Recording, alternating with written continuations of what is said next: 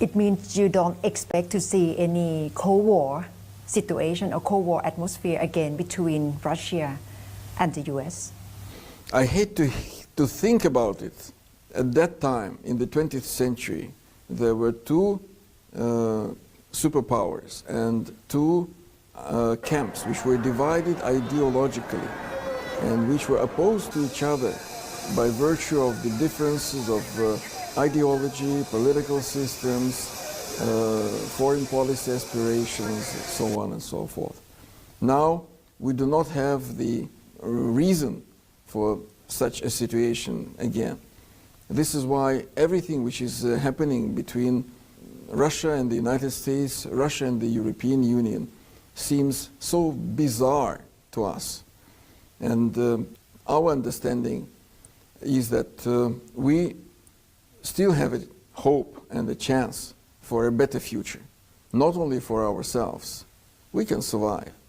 One of the reasons that the US Congress announced sanctions against Russia is because of accusation of intervening in the US election in 2016, in which intelligence of the US raised the issue.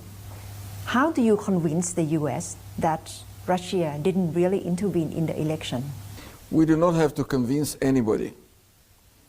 We are not guilty, and this is not a trial. In international relations, the principle of sovereign equality is one of the basic. It is enshrined in the United Nations Charter. So before accusing anybody, you have to provide evidence. We have never received any strong evidence of Russia's interference into America's elections.